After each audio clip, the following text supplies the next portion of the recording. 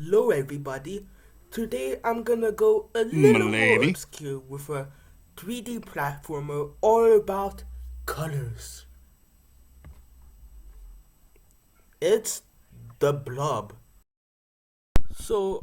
Originally the game was made as a downloadable game by 8 students of game design and development at the Utrecht School of the Arts in Netherlands. The Blob was even the mascot of Utrecht.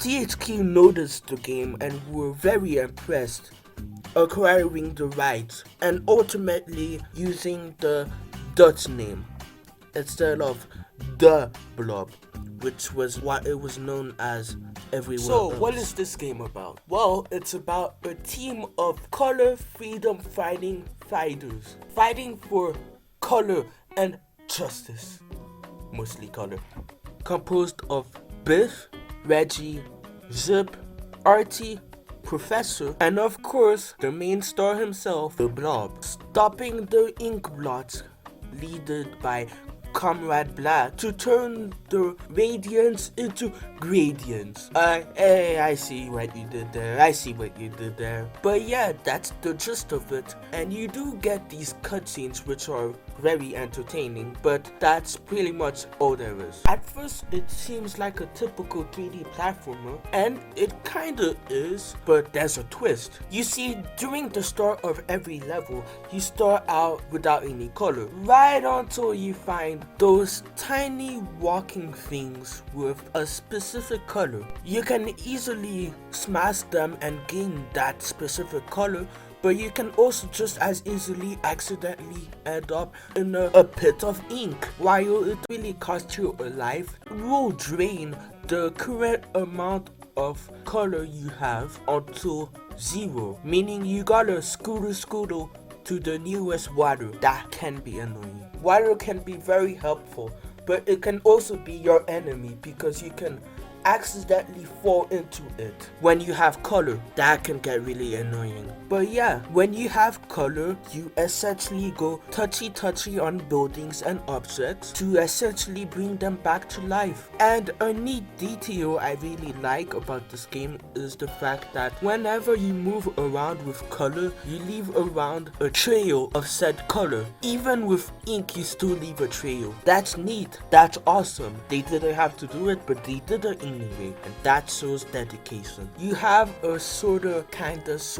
homing attack as an attack. You can also wall jump on these specific numbered spots. I personally never cared whenever the game made me wall jump. Now, don't you think you can go around restoring the color or willy-nilly, because the inkies are here to stop you with a ton of variety. First off, there's the inky, in which you can simply... Next up, you have these heavy inkies who spray inks at you from this huge bulky machine, and honestly they can be pretty annoying because they are so relentless at spraying at you. Next up, Elite Inky, who oddly enough seems to have a similar fashion design, or at least similar fashion taste to El Macho from Despicable Me 2. He's essentially a regular Inky, but a little more faster and a little more annoying to catch. They also can't be directly smashed unless the Blob has the same color as the Elite Inky, but that's pretty much all the enemies. There are bosses, but I'm gonna get back to those soon enough. Now, remember the radiance that turned into gradients that I talked about earlier? Oh my god, that's so clever. How have I not noticed that before? Well, throughout the levels you can find them already turned into gradients. Thankfully, turning them back into radiants shouldn't be too much of a hassle. And one thing I like about this game is the fact that the more color you add, the more instruments to the music they add. And the music itself is already a pretty funky funk. Like, look at this one.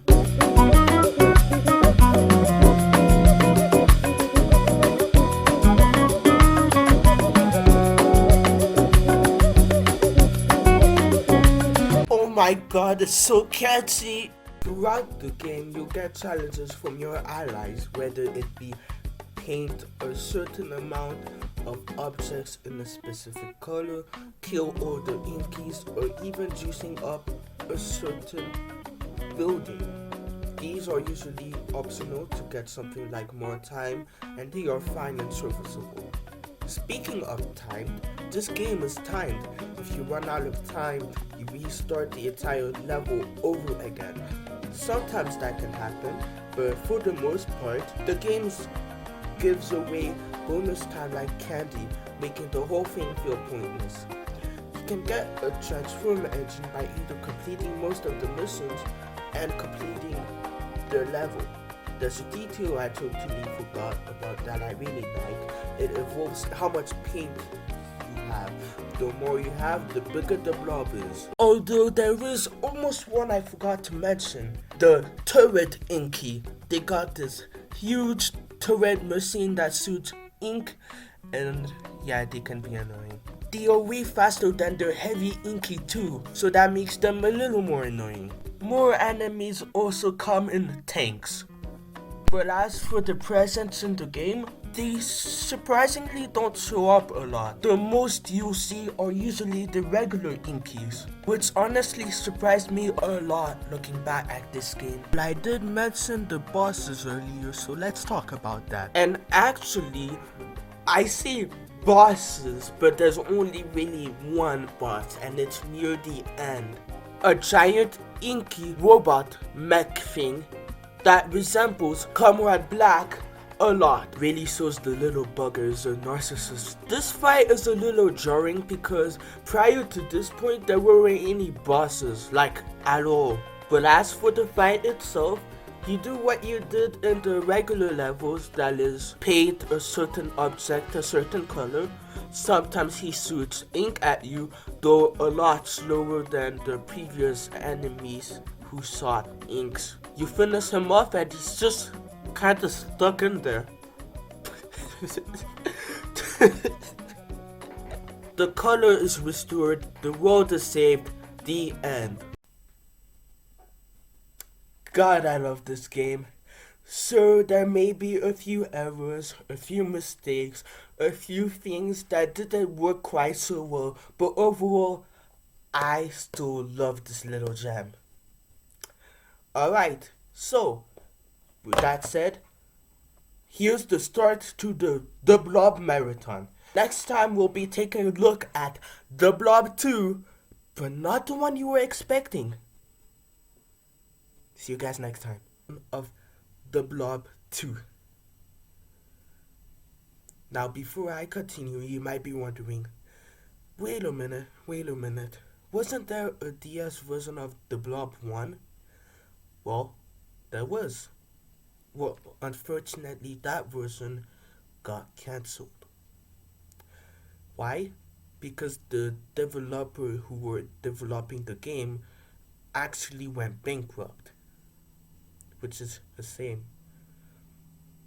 But for now, let's talk about what is essentially the 1.5 of the Blob games, the Blob 2 on DS. Here's the reason why I said this game is essentially the 1.5 of the games. You see, despite it technically being called the Blob 2, it's more like the Blob 1.5. There are elements that aren't even in this version. The story is also vastly different. In this version, Dr. Von Blot, Comrade Black chief scientist, has been experimenting with creatures in order to create a new kind of mutated ink. Blob stumbles across Von Blot's jungle-based underground laboratory and proceeds to stop the doctor's nefarious scheme. After some exploring in the laboratory, Blob stumbles upon Von Blot, who accidentally falls into a pool of mutated ink that turns him into the Blob, a giant monster with blob-based powers, and he leads an invasion on Chroma City. Now, I know what you might be thinking. Oh no, it's gonna be like Sonic Adventure 2 all over again. Well, it isn't. Yeah, it isn't. Nobody even dares to confuse the Blob for the Blot even once, and that's a relief. Speaking of which, let's talk about how the cutscenes are represented. They've got this comic book style where panels from different shapes slide in and out. Sometimes a character from one panel can interact with something else from another panel. I really like that. The characters are also semi-animated and they can really be entertaining but also sometimes hilarious. Like this moment here, for example.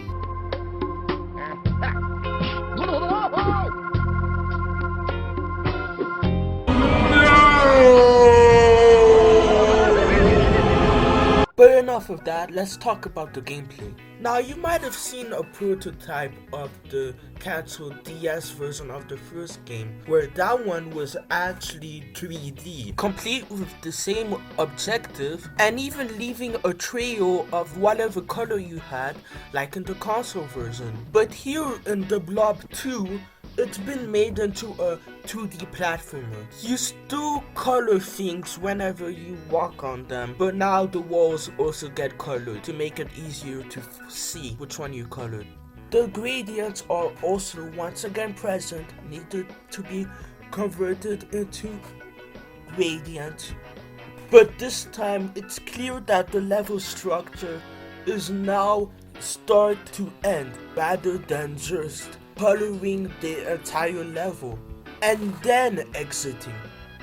The controls for the most part are pretty good, although jumping is slightly floaty. But where the transition kinda muffles and fumbles is in the level design. Because it has to be on a handheld, I feel like the level design suffers. Not a lot, but just a little bit to make me prefer the ones in the first game. It's kinda unfair, but at the same time, in the Blob 1, the levels didn't feel same-ish as in this one. Not all the time in the Blob 2, mind you.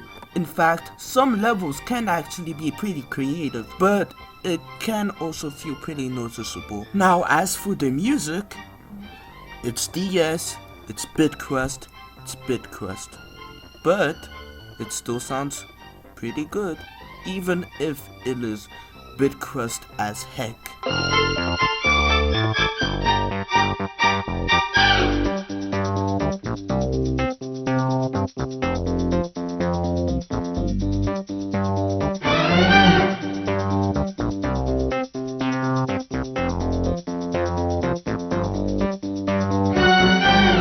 But anyway, we meet our the Blob doppelganger and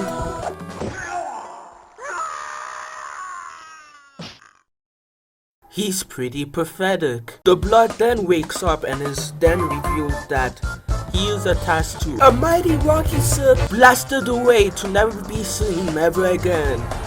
Bye. Well, actually, he basically explodes back the colors into town, killing off the remaining Inkies. The color is restored, the day is saved, the end. So yeah, that was the DS version of the Blob 2, and honestly, on its own, it's a really fun game. But compared to the first one, I still kinda sorta prefer it.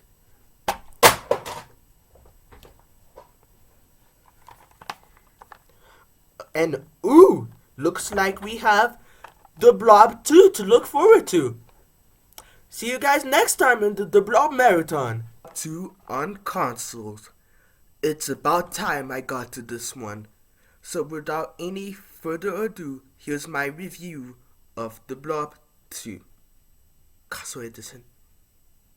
So the game's story is that Prisma City's general election is in progress when a mysterious priest known as Papa Blank rigs the outcome of the vote by cheating with an artificial metal arm in each voting booth that presses blank, allowing his cult of Inkies to wreak all manner of color-related havoc on the metropolis. So basically, the Inkies and Comrade Black return with vengeance to turn the world black and white. It is up to you to stop them once again. Already the graphics looks way better than the first game. The colors pop out a lot more, they stuffed in a lot more lighting and shadows, which looks great. The Blob isn't alone this time, as he's joined by a new ally, Pinky. No, not that Pinky. She's a great character. I love how she'll show sarcasm one way or another. That's really great. For the first time ever, co-op is here. In this case, the second player plays Pinky. She gets her own revival used to shoot paint, but she can't help paint buildings or even earn achievements, which blows. Well, it's pretty much similar to the Luma from the Galaxy games. The thought was very nice, but not really that great of execution. Still fun, but kinda hit and miss. The Blob himself controls a lot smoother than he did before. Dare I say, he's at his most fun to control.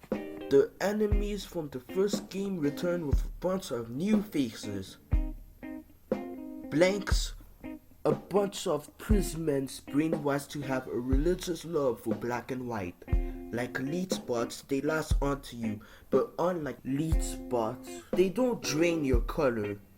They come from blank booths that will continuously respawn them, so you need to get rid of that before you can flick yourself on them. The Spikes Inky. An Inky who wears a spike helmet, making flunking at them a death wish, and also takes away 80 paint. But fortunately, you just gotta be careful when taking him out. The Bomb Bot is like leech bots, except they explode. They may be fast but not durable, as they explode in like 3 seconds. They also grab onto you if you're too close, making them very annoying little buggers. If that happens, they explode ink onto you. The Hypnodisc has only one function, destined to be fulfilled, and that's make you dizzy. The discs themselves aren't destructible, but the blanks TVs are, and so is the next enemy that can control it, the Shepherd, a religious Inky and member of the cult the Blank. Surge Inkies appear to be similar to the original, and they are at first. But along with a newly designed helmet and a glowing baton each time you get near them, they are pretty much larger versions of normal Inkies and thus require a lot more paint to deal with. Remember the Inky turrets from the first game? Well, there's another version of that called the Inky Mortars. They have unbelievable wide range, so they can fire at the Blob from very far away. But instead of aiming at the Blob, they fire randomly.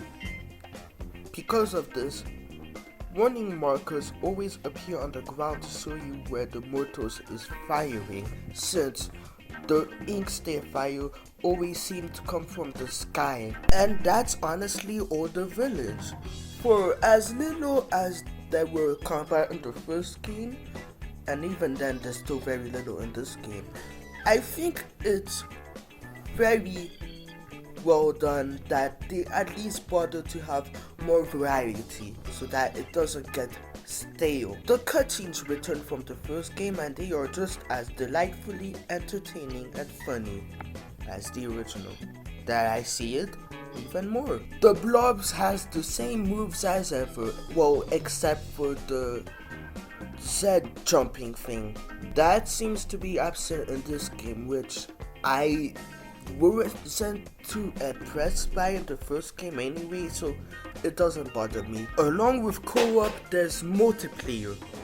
The first game also had multiplayer, but I forgot to mention that in the first video. In this game, it functions pretty much similarly to the one in that game, except you can go through the levels you've unlocked through thanks to single player mode. That might sound like a problem, but the levels aren't too huge or too small, which is a plus. And I've always preferred the multiplayer in this game over the first game. There's a lot more weight and competition nature in this than the first game, which, don't get me wrong, in that game it's also very fun, but I think in this one it's a lot more fun. Remember how in both the Blob 1 and the Blob 2, the DS version, they only had one boss? Well, in the Blob 2 there's only Maestro, drumroll please, 2 bosses. Yeah, not that much better. The first boss happens because of a manufacturing of inky problems that creates the ultimate abomination known as the monster. The boss fight is a little interesting. You see, the monster, a little weird name, but okay, is on a blood-spilling rampage for color, specifically Blob. What you really need to do is change it to a specific color and leave the trail where the boss is near the color pillars, all the way strap pillars to burn that sucker to a crisp. I really like this boss, and it made me wish that there were more than just 2. The more you burn him, the harder he becomes. You also gonna look out for the collapsing building and the rising ink. Now the second boss I was talking about is the final boss, Comrade Black. He's gotten really peeved that you restored all the colors and resorts to sucking it all back. And the Blob is rightfully pissed off. This fight has Comrade Black become bigger in size. But this boss fight also became a lot more puzzle oriented, and I gotta be honest, it's really cool. Certainly better than the one from the first game. He really throws a lot at you, and I mean a lot at you. I'll admit sometimes it can be overwhelming, but for the most part it's made sure so that it's not too overwhelming or cumbersome. But the colors you just restored is restored once again, and the day is saved for one final time, as this was the final The Blob game ever made. And would I like them to do a The Blob 3? Definitely. I mean, if they can manage to not only replicate Battle for Bikini Bottom for cosmic's sake, but also improve it and make it a whole lot more fun, then there isn't really much stopping them from making the Blob 3, other than maybe them themselves not wanting to, which is a shame. So overall, what is my final verdict on the Blob 2? It's far from perfect, but it not only manages to enhance what made the first one so great, but it manages to also add on top to it and make it an overall enjoyable package. Well, the Blob marathon has officially come to an end.